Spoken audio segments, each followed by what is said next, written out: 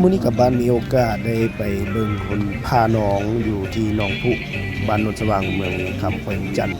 บรรยากาศพี่น้องมาเตามาโฮมกินข้าวกินน้ำเฮ็ดอยู่เฮ็ดน้อยเตรียมผัดพันปลามีปลาข้าวแซ่บๆบางคนได้ปลาก็เอามาให้เบิ่งโอ้ยสะอ่อนผู้เดียวก็ได้หลายมีทั้งปลานิ่มปลาข้าวแดปิ้งกินได้แล้วมีปลาหลายๆประเภทปลาคอปลาดุกเปิดให้เบิ่งโอ้เป็นตาแซ่บตัว3ตัวโลนี่ล่ะมันแบบผู้เดียวได้ผู้เดียวรวมซะกันทั้งใส่ซองของว่าไว้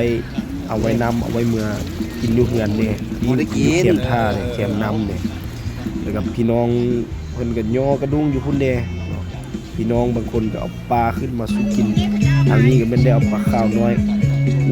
ท่าขัวนี่ท่าขัวกินนี่ก็เป็นซ่อมเอาปิ้งปลาข้าวน้อยเดใจออกแล้วก็เอากุ้งเนี่ยกำลังใจเอากุ้งไปเฮ็ดก้อยแซ่บๆกับเครื่องปรุงธรรมชาติบ้านนานั่งกินกับบรรยากาศของงานยกกระดุยแบบสดแคมท่าถือว่าบางตามีกับเอาปลาข้าวมาปิ้งเสียบปิ้งกันก่อน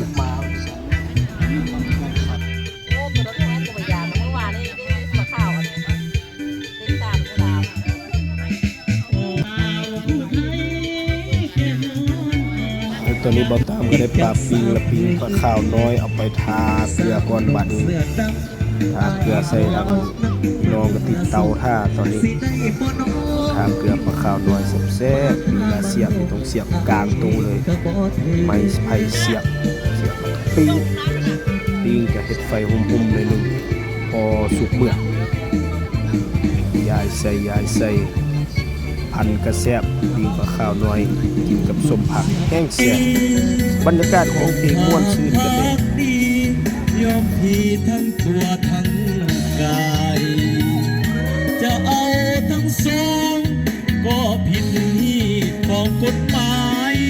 ทักน้องก็แทบตายพรห้องเพลงตบมือเดทางนั้นปิ้งปลาได้ปลาเสื่อม3ตัวเอามาสู่แบบตามพัน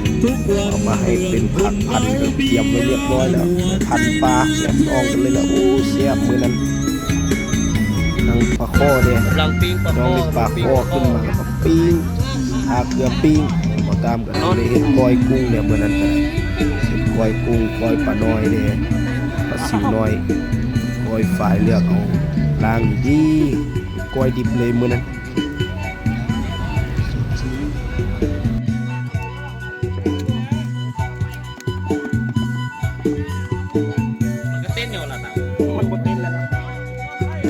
หลังจากล้างแล้วซอยผักซอยหอมแล้วก็เอามาคนมาซาวแล้วก็เสียดายบ่ได้ถ่ายตอนคนตอนซาวให้มีแต่ตอนเสิร์ฟสลัดหอมเดี๋ยวแล้วเป็นตะแซ่บเอาติดตามชมคลิปหน้ากันตื่น